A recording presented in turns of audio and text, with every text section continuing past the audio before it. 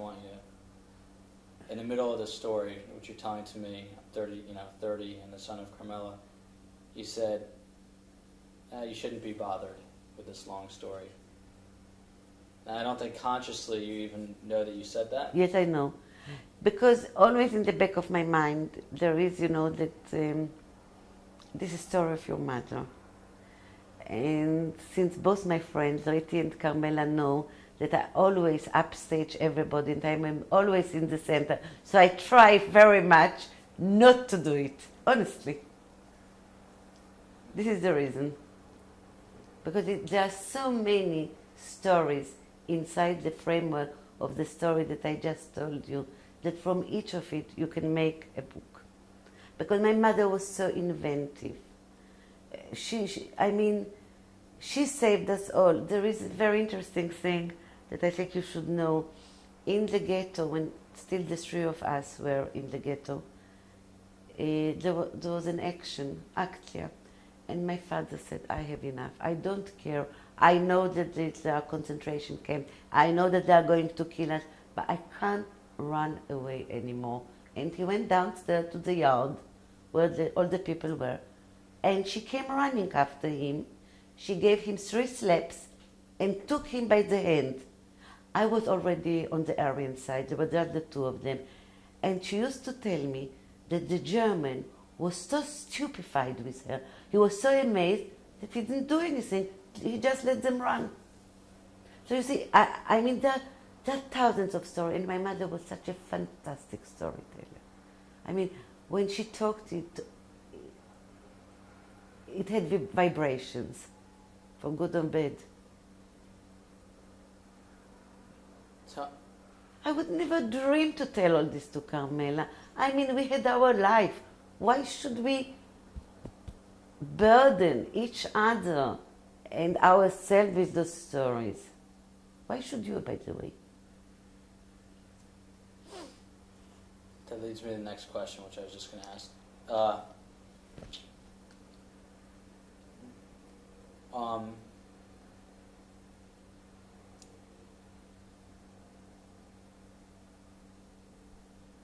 Deeper than just...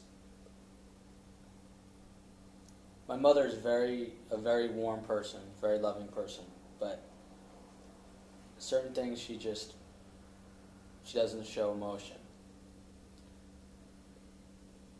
Deeper than just not wanting to know your story, why do you really think why do you really think that after 40 years she doesn't know anything about you? She doesn't. In the full sense. I think that we don't know much one about the other because we are, you know what ad idem is? We are in consent about it.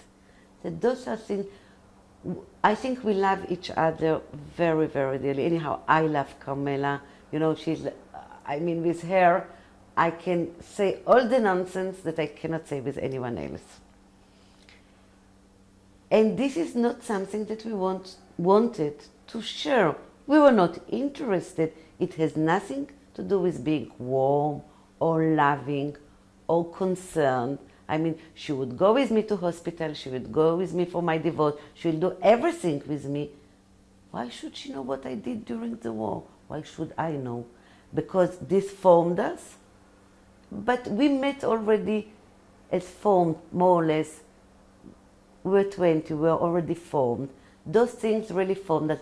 Those were the reasons why we became friends, Joel. You see, if we didn't have this experience that made us, we wouldn't have the chemistry that united us. Don't you think it's enough? Do we really have to explain one to another, oh listen, we both went through the same thing, we're both born in 39, we both had mothers that saved us and they want us to repay the debt? Because we are like that, we are friends. This is the outcome. There's nothing else to be spoken about it. The outcome is that Carmela and I can look at each other and know exactly what we think. So it's more important than telling the stories of what happened, because we are the resume, the outcome of what was our life up to now. Does it answer the question? And I think this is the first time that I summed up the reason why we never talked about it.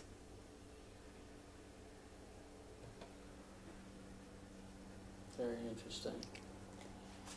Very interesting.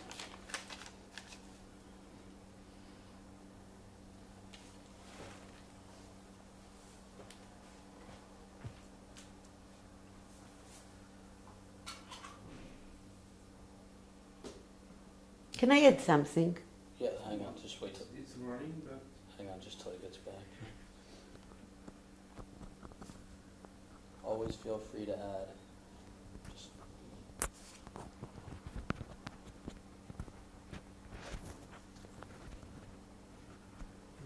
Okay? I want to add something.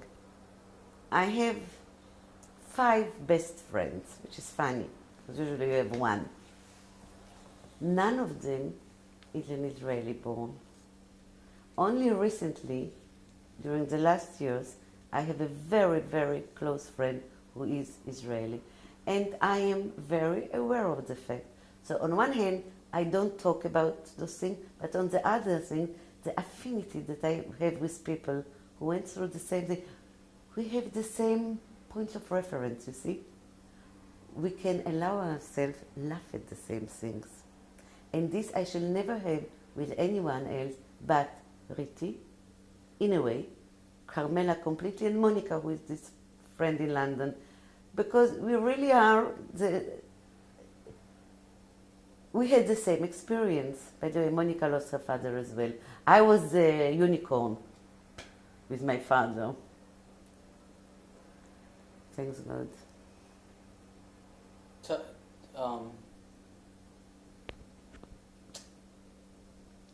Tell me just for the record, as they say. you don't have to hold it. I don't? No, it's Just- ridiculous. Tell me, just for the record, what, in like, in a sentence, 2, 3, 4, 5, however long it takes you, what was sort of similar with your stories from what you know, and what was different, just to like tie them together? Because I know Carmela was also in a nunnery. Right, now I remember. Yeah. She told me. She told you. So maybe from The what, just simi- from your, The similar as that we are the same real thing, by the way. We are the same. It doesn't matter exactly, to write dates and events. To sum us up, we were born in 39, the 5 first years of our lives. Can you remember yours? How much you were doted on and how much you were looked after. What I know about my 5 years, and I suppose Carmela knows the same, that we are not supposed to talk, we're not supposed to tell anything. When I ask a question in a tramway, I was with my mother in the tramway, and I said, oh, how beautiful the tramway is. This is the first time I'm on a tramway, and only in the ghetto there were no tramways. So a child that says I'm the first time on a tramway actually says, I come from another part of the city. So she took me, and this I remember. And she used to slap everyone that, like my she slapped my father. She slapped me, and she said, you don't talk any about this. When you are with me and there are people, you shut your mouth. So I know exactly what Carmela had to do. I know, for example, that when my mother got food for me and she fed me and I threw up, she forced me to eat it again. Maybe this exactly didn't happen to Carmela, so it happened in another version. So, Joel, we don't have to know the events. We know that we came from the same pot. And it's enough. For me, it's enough. And for Carmi, it's enough. And this is how we relate to our children in a very alike way, by the way. The relationship that you have with your mother, I have with our dad. And this takes nothing from the love that we have for our firstborn.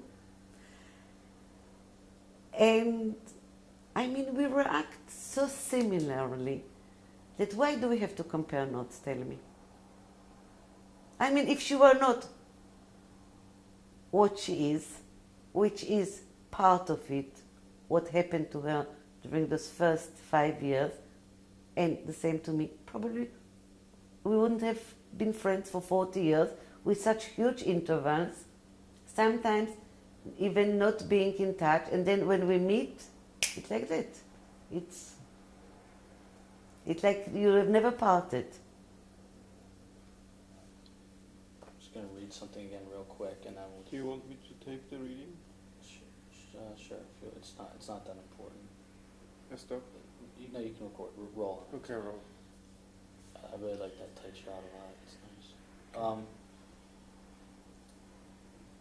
nice. This is my grandmother's introduction again. It's a different part. It says, during the siege of Budapest, we were in an air raid cellar with my daughter. She was our guardian angel. In the convent, she learned that she was not Jewish and learned all the prayers in Hungarian and Serbian. So during the selling, she could pray together with the others. Our papers didn't show that I was her mother and her grandmother was her grandmother, but she played her role perfectly, and so we avoided being caught. And it goes on a little bit, but two things there. Don't ask me a question. I shall tell you an answer. It's the same. I was brought up as a Christian. My father was not my father, he was my uncle. And I always told him that I love him because he resembles my father. I never called my father, I called him by his Aryan name, Stanislav Stasiu. I knew all the prayers, and in the book that my mother wrote, it's written that the first Christmas that was outside the ghetto, it was so wonderful because I knew all the prayers and all the songs, which I learned in kindergarten, and I sang, which was perfect. So you see, why did we have to tell each other anything? It's the same. Let me ask a follow-up question to that then. Is it Carmela's, to me it's fascinating that someone who's 4.5 years old or 5 years old knows, I don't know if it's instinctive or what, but knows to lie and to hide. We knew to lie when we were 2 years old. Hold on. So, talk to me about Carmela now. What is it about her did her personality, do you think, develop because she had to lie, or did she have something about her personality that allowed her to survive? That it's like the chicken or the egg. Was it her personality? There is no answer to this question. The answer lies with our mothers, I am convinced. We had strong mothers and we adored them, and they told us what to do, and we did it. How it affected our personality? There is no answer to it. I don't know. How can I know? I'm sure it did. Because if your mother at the age of 2 would have told you, don't say this and this, shut up when you are asked questions, and you would do it, wouldn't you have been different? I guess so. But really, the answer is, I think that all the 3 mothers, it's very interesting, Vera, my mother, and Triti's mother, were larger than life. And this is the reason that we are alive. And this is true, they really saved us. So, Riti never had a rebellion against her mother, I think. Neither did I, neither did Carmela. It's only now that it comes out, that we can criticize.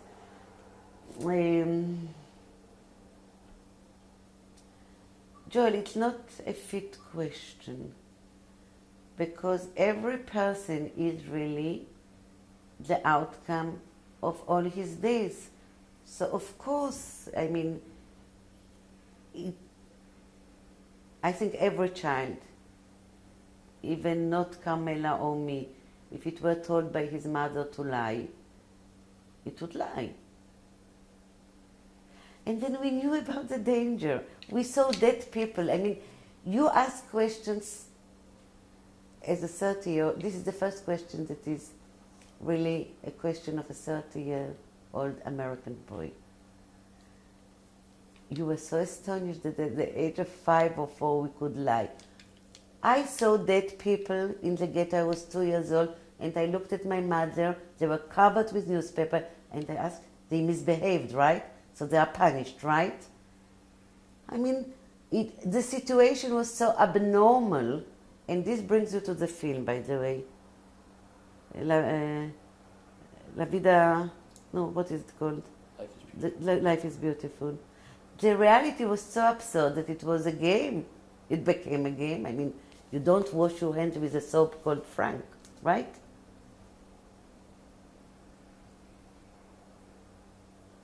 And you ask why we didn't discuss those things. I mean, this way we are apparently sane because we didn't discuss them, I think. Do you think it's a stupid question?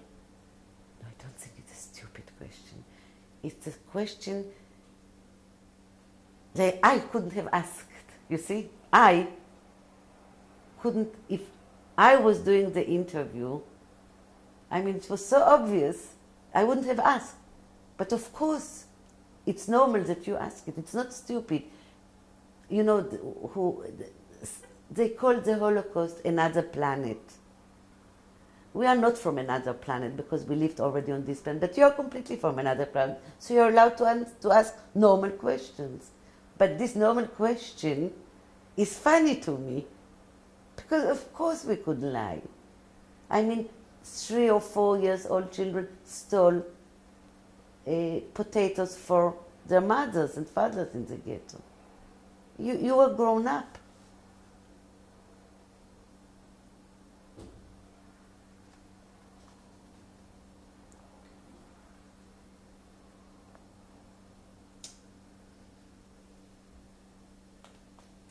Now, I don't know if I've followed your story completely, but Carmela went to the Catholic school and was separated from her mother, and her father was Killed. taken. She saw him get taken away. This might be a dumb question, but try to, for someone who wasn't there and has, for me it's difficult. Like it's not really real. So a lot of times I don't feel emotion about it because it was like to the best of your ability through your own experience and what you think Carmela is important to include my mother. What goes through the mind of a 4.5 or a 5-year-old little girl when you're separated? Were you separated from your mother? So what went through your mind, and also, really importantly, what did you tell yourself in your own little head when you were 4.5? When I was 4.5 and I was separated from my mother, whom I adored, I really adored her. To me, she was so beautiful and so wonderful. First of all, I don't remember what I thought. I remember missing her terribly. When she came to the small village the first time to visit me, this I know from her. I don't remember this. The lavatory was in outside. They didn't have a lavatory in the house. So I told her, I shall take you there and I shall guard you so that no dog comes, and I shall look after you. I mean, I longed for her. So I can remember the feeling of wanting so much to see her, but not trying to rationalize what happened. I think we're so completely different, Joel, from you. It's not a dumb question, but I don't think we really thought alone. For example, I knew that I shouldn't tell. I was always on my guard. I was so busy in doing everything as I was taught to do that there was not much room for anything else. This is how I remember it.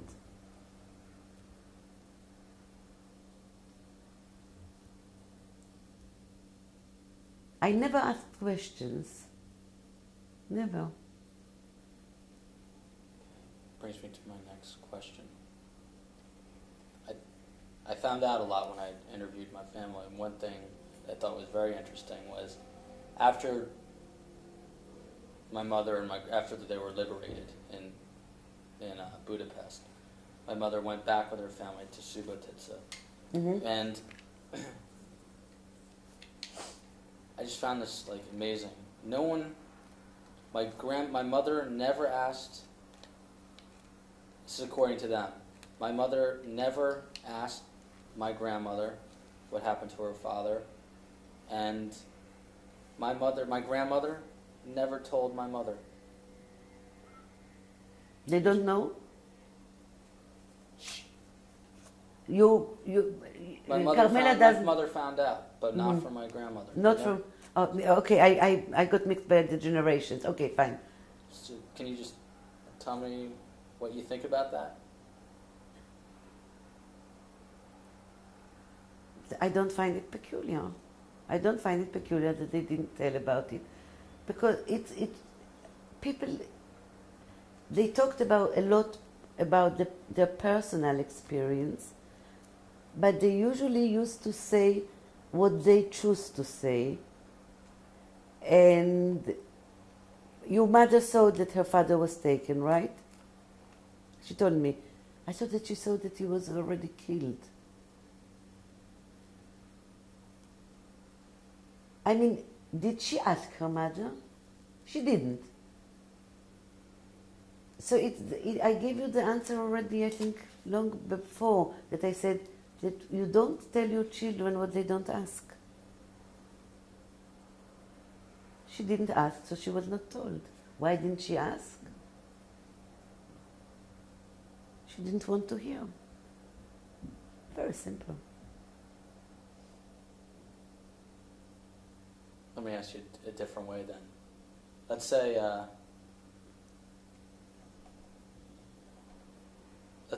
I went back to the apartment and my father wasn't there at Oppenheimer.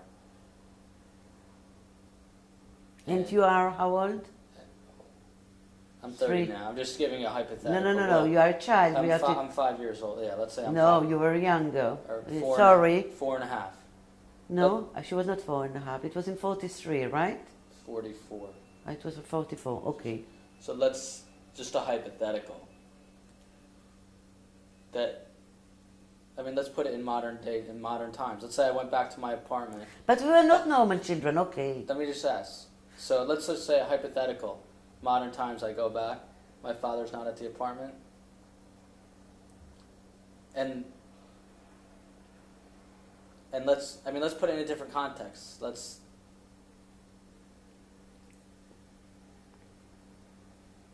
say that I knew my mother and my father might be having problems with their marriage or something, and I knew that was a problem. And one day I came home and my father wasn't there, and I just never asked a question about it.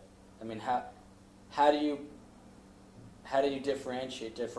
To you, my mother not asking about her father is not strange. To me, if my father left, it's very strange. So how do you distinguish between the two?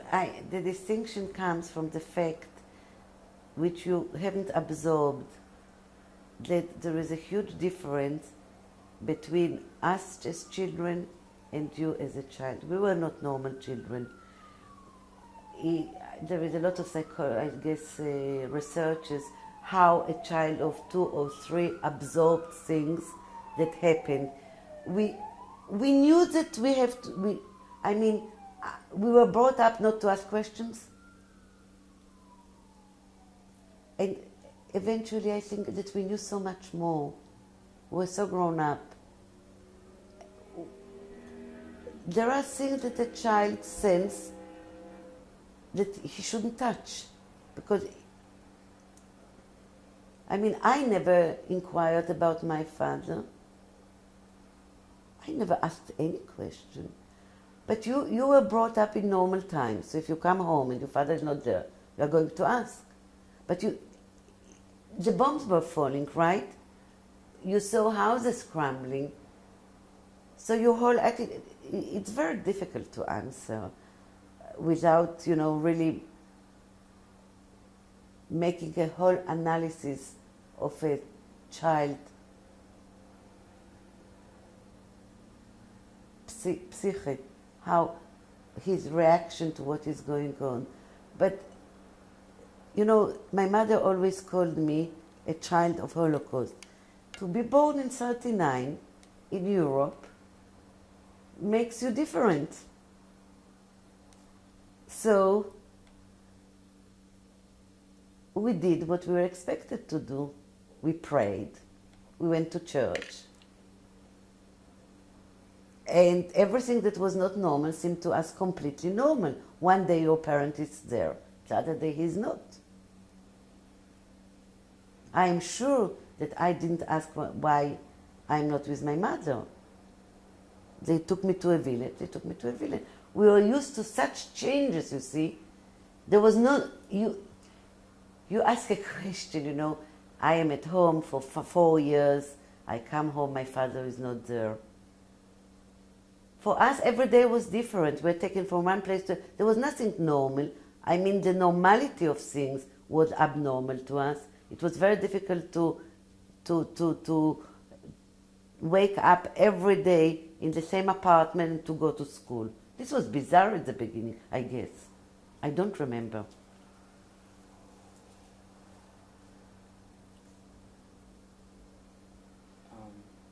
Okay. Now, you kind of answered this question already, but I'll ask it again, and then I'll ask you. I asked you if you ever feel guilty, but then... Guilty about what? Guilty about surviving. But then I'll ask another question. Now, you joke. I was saved. I didn't survive. Hold I was on. saved. So I cannot feel guilty about it. And I didn't survive. I was saved. My mother survived, and she saved me. She felt guilty. I cannot feel guilty. I didn't do anything. I was saved. This is the difference. Did you feel... I know you said this a few times already, but did you really feel funny about the fact that your father lived and other people? No, really. I had a wonderful relationship with my father. Wonderful. And what was so strange that he used to tell about his family to my children. And there are a lot of stories, but he never talked to me about it. We had other things to... We talked, you know, we had the same profession and so on. And it was more like a joke between Carmela, Riti, and me and Monica, that they always said that there are things you cannot understand. It's exactly like I told you. There are things that you cannot understand. So they used to say, you know, you cannot understand because we are with those stepfathers and with those step siblings, which in each case, Carmela and Riti, they are a problem. So this was one of the things. You see, I qualified for a whole relationship, but there was a small part that I was excluded. This you cannot understand. Okay. Now going back in time, just for the camera and people, when was the first time that you knew that you were Jewish, and when did you understand the concept of war? How old were you? So it's two things. When you knew you were Jewish, when you knew that there was... How do you tangibly kind of knew that there was a war as a young child? First of all, it's very separate. The time is separate. I knew that I was Jewish in 47. There was no war then. Till 47, I was a wonderful Catholic Christian. I even now can pray and sing the songs in Polish. Listen, being born into a war, like you are born into peace, how do you know that there is peace around you? How do I know that there is war around me? I didn't know anything else. I was born into it. My mother tells me that the first air raid when the German invaded Poland was the 1st of September, right? I was less than 6 months old. And then there were bombs and actions and dead people. I didn't know anything else. So it's not the concept of when did you know that war was good? How did you know that peace was there? Peace was that I was with both my parents and I was told that my uncle is my father. You see? Then it was the beginning of peace. We were the three of us together. I was 5 years old. I was always getting lost in the huge apartment in Lodge because I was used to the small hut in the village. And then my father was my father. But I never asked, why did you tell me that you were my uncle? Never. He was my father, and she was my mother. And they were wonderful, and they tried to make up for all those 5 years. So there was the realization of peace, which was bizarre, not of war. To war, I was born. There was nothing peculiar. This was the given state of affairs from the first time that I learned to open my eyes, to speak, to hear, to listen. This was the state. So the change is different. It was, how did I realize that there is no more war? And I shall tell you something. When we came to Israel, there was the first war that was here was in 56, the Sinai campaign. 56, I was 17 years old.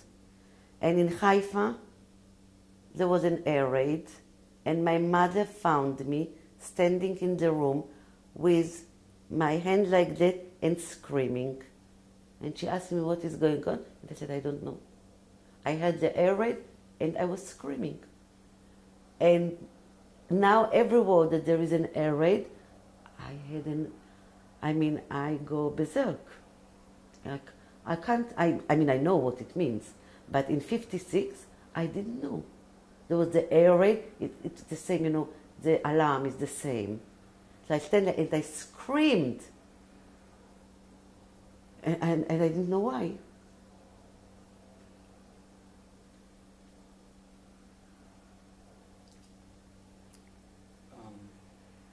Do you know that during the Gulf War, I almost lost I almost went insane.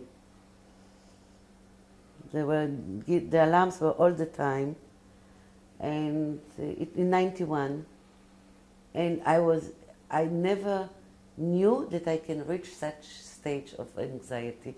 I found out that phoning, there was a special telephone number when you could call for advice, and she called for advice for me. Can you imagine? In 91. No?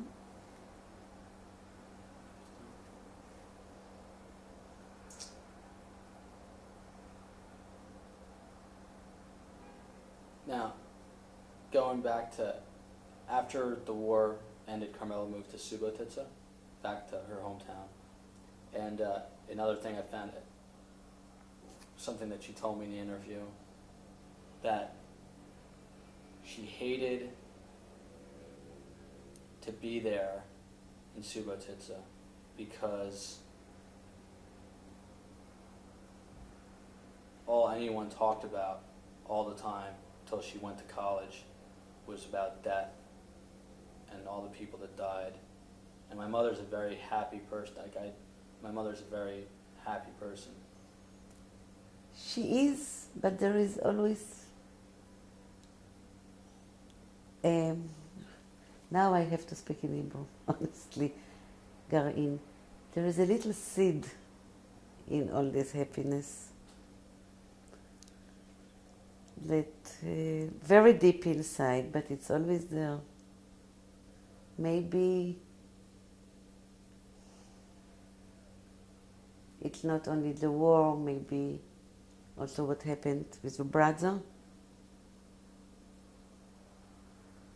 And then tears come to her very easy. I didn't know that she hated it. No, I don't know at all what happened to her between 45 and 59 when we met. I know that she loved her stepfather very, very much. Very much. And she spoke a lot about him. Well, I know about her relationship with her stepsister. And I don't know anything about her from 45 to 59. Nothing. Okay. I was just in Switzerland, and for me it was difficult to communicate with half my family because I never spoke the same language. But this time now that I'm pretty grown up, I really saw the interaction between my mother and my grandmother. And it's, I would not describe it as a healthy relationship at all. And basically, and I think it's always the way it was. My grandmother, for someone who saved people, is always, she's a hypochondriac, and she always thinks. They were always dying, our mother. Yeah, hold on. So she always thinks she was dying. And my mother gets, it's like a,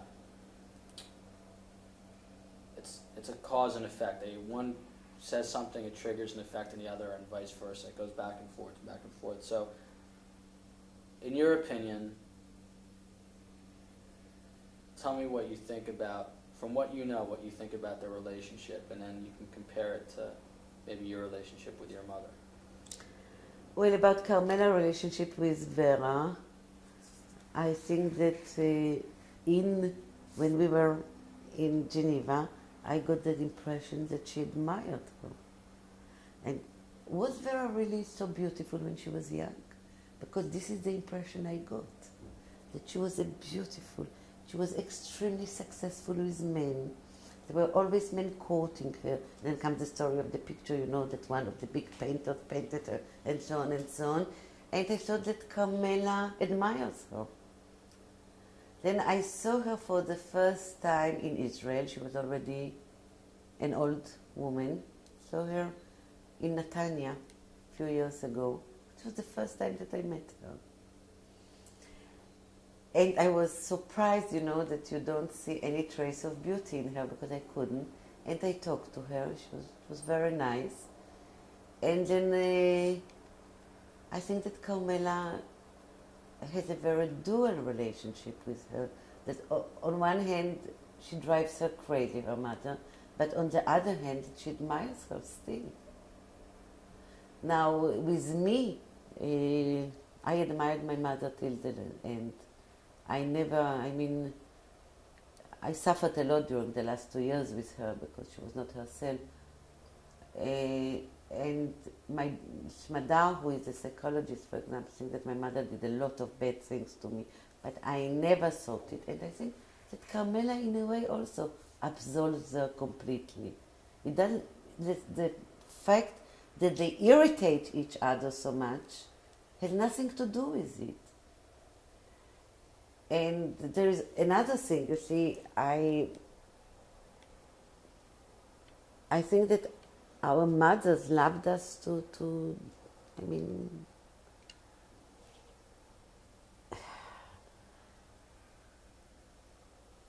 they found a way to be heroic because of us.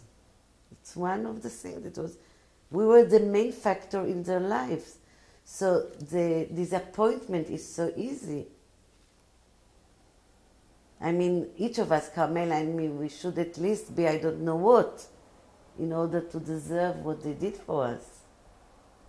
And I think Vera has the same attitude. Okay, I want to just jump ahead a little bit now to part of this story. I want it to be about Ardat and me and Smadar and Adamic and all these people. So to sort of get there,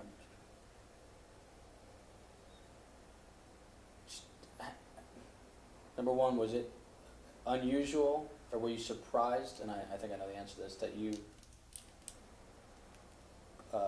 little Jewish girl from Poland, ends up going to university? Was that unusual? And how old were you when you knew what you wanted to do? And how did you know that you wanted to become a lawyer?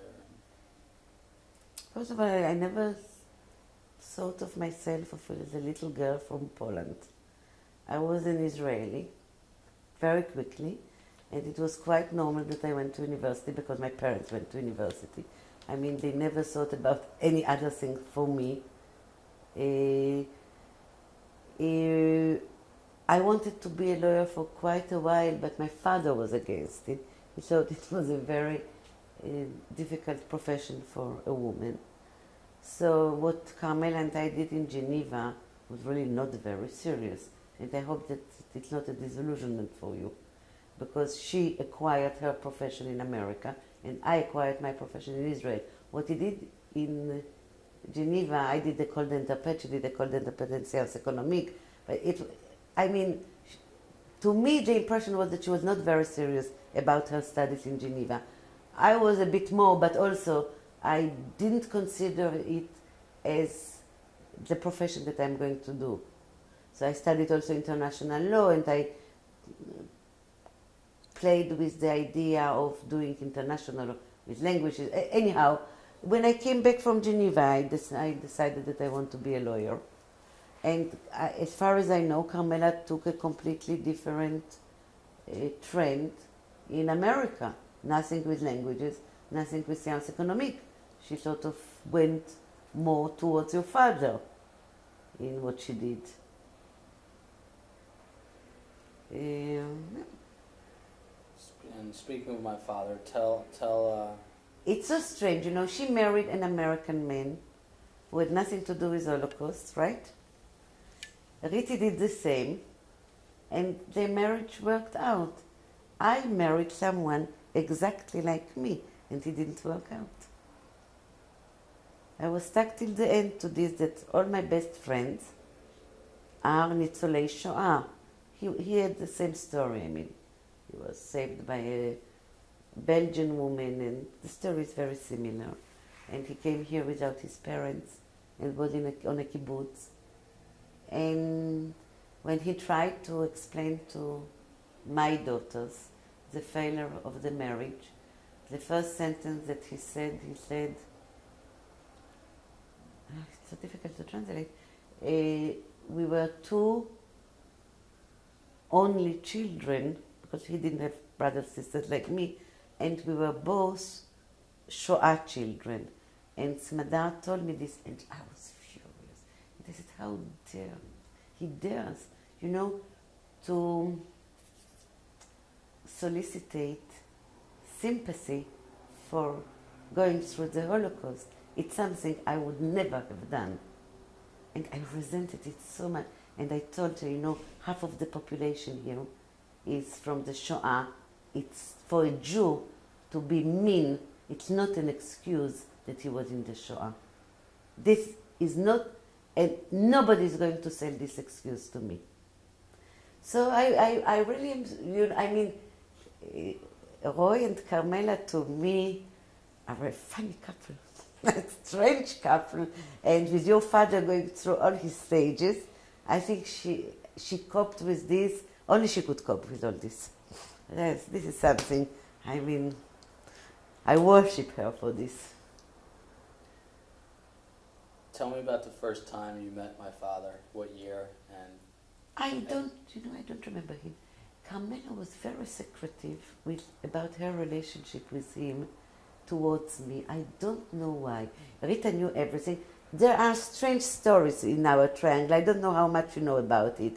I mean, Riti and Carmela are extremely close friends. I and Carmela are extremely close friends. Riti and me is I think it's because we are here and because Carmela made the union between us and because we know each other, we are really like family. Is Riti going to see this? You are going to raise what I'm going to say now. I have something to tell you, but it's not for recording. She won't see it. This is what they say off the record. Off the record? Carmi asked, you swear to God. Yeah. Carmi asked, I call it Carmi. Carmi asked me 2 years ago, do you love Rita? And I said, I love her as you love a sister that you hate. And she loved it. And it's exactly this. I mean, she's my family. So it's not a question of loving or not.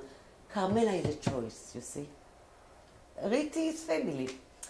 So I don't remember very well your father. He was extremely good looking. And there was another girl in the École d'Interprète, Batya Schlesinger, who tried to run after him. And Carmela got him. And I know that she was very pleased about it, Carmela, because he was very, do you know this expression, zu haben? And it's in German, you know, a man that, like you have a prince that is to be married and he is the most eligible Okay, so your father was like that. And there were quite a few girls that couldn't understand why he picked up this Carmela. And then she did something for which I was very cross, that I remember till today, and she knew that I was going to be cross. She went to America without telling me. She was completely paranoid that something will happen, that she will not get a visa or something, and only Reti knew about it. I came to Israel to see my parents for the holidays, and when I came back, she was not there. And I felt betrayed by her. And I was very crossed. And then she explained, and I don't remember how we saw each other. I really don't remember. And it was okay. But the fact is that she went to America to marry her father, and she didn't tell me. But she told Rita. And then we met again, if I remember well, only in America. When we came to America, you were not born yet. It was Arden, and there was this tragedy that she had with her second boy. And we met, and we were quite in touch. And then when they came to Israel, they came to Israel before us. We stayed still till they came in 70, right? And we came in 71. And I was very sick. I had cancer. And your father told Riti or Carmela that I have short time to live. And then they told me this after a few years. So everyone was very nice to me. And we became great friends, Carmela and me, because those were really, during those years that she was in Israel, our friendship flourished. Because Riti was very busy with her work, and I worked as a legal advisor to an insurance company. I had plenty of time in the afternoons, and I know all her stories. She told me everything, I told her everything, and those years were wonderful. Then I was extremely unhappy when they left. Do you know why they left? Okay.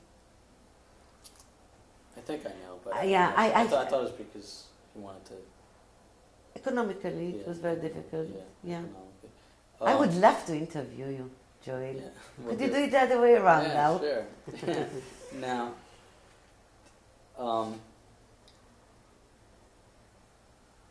she had lots of friends here in Israel. You know, she was so popular, Carmela. hold. Let me just go back to University of Geneva for 1 minute. In a little bit, do you know more detail? A little bit more detail about my father, or no, not really? I know that he studied medicine. I was not very taken by him. To me, he was very phlegmatic. He was extremely good looking. And I saw him a few times. I mean, I didn't even realize the degree that they were together when they were together. And then for a certain time, you know, like in all, I mean, Carmela was my bosom friend, and we told all our little secrets. And with Roy, he was Carmela's husband. It took a long time before he became Roy in his own right. And then he became crazy with his religion. Was Carmela attractive at the University of Geneva? I think so. She was blonde, she was attractive, she looked exactly like she looks now. And honestly, she hasn't changed a bit to me. She was always perky, laughing with, with her curly hair like an agneau. How do you say agneau? No. How do you say? Me. Like a sheep. A sheep. He had this curly hair. And she was such fun to be with. Okay. And I remember when our dad was born, she saw the three of us together, and she looked at me and she said, "It's disgusting. When I see those three pairs of eyes, I get seasick. So much blue."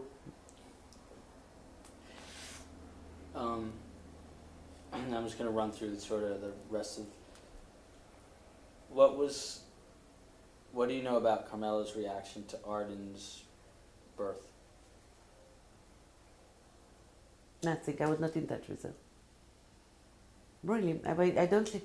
Just say in a full sense. I don't know. You know, I'm sorry about. I don't know about her reaction to Arden's birth. It was in '64, right? In '64, I got married in '62. I was in Israel. I think we were very. I really have to check up with her. I think we were not in touch. Maybe we wrote on, you know, New Year or something like that, but I don't know anything about it. I knew that she had a daughter, and very soon afterward I had my daughter. There's a small difference, age difference between them, less than a year. It's like you and our dad. I knew about the other baby. No, This I knew immediately. Tell me,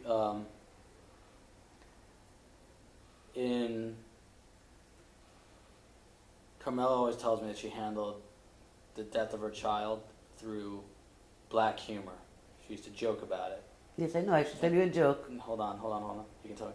But just talk to me about him. His name was Abraham. And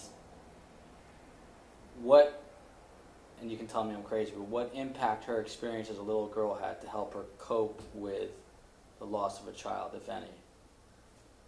No, it didn't help. When Abraham was born, she adored him, and it took a few months before they discovered that he had Tay-Sachs. It was not immediately, you know, and she was devastated. And I remember when they put him into institution, she told me, you know, every Sunday or Monday we are going on a picnic. We take a basket and we take a few toys and food that he liked, and we go there, and it's a real picnic. And this was the sort of humor macabre that she had. But I don't think that her experience helped her. And I'm very afraid to tell you something that maybe you don't know. When you were born, she was afraid to touch you. She was afraid to get... She knew that if something happens to you, she will not survive it. So for a few months, she tried not to get attached to you. So that, you know, until she knew that you are going to be okay. So, no, she would... I don't think that one experience solves your problem with another. It might give you a perspective. But this is very good, you know, for philosophy, but not for your own life. I mean, even if you are a survivor and you went through all those things, and then you have a private catastrophe, you have to find the strength to cope with it, and you don't derive this strength from the fact that you are a unique child that survived. On the contrary, sometimes those people break. Sometimes they don't. I mean, this you asked me before, how much is personality and how much is the experience. So personality is that you don't blame everything on your experience, but you find your own strength to fight, and you don't say, okay, I cannot cope because I am a Shoah child, I'm a fucked up person because my parents were not with me. No, this, you know, it's a very, very easy exit and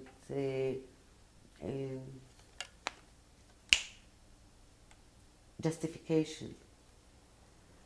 But to really to cope, it's your personality. So you can go through 10 concentration camps and you still have to solve your problem. So I don't think that this experience helped her. Maybe she thinks differently. I don't know. But I think that she was really... For how long did he live? 5 years? I think she was devastated by it. And the redemption was you. This is a hard question to ask because I'm sitting here, but pretend that I'm not here. you're just talking to Ronnie, and tell him, but look at me, what,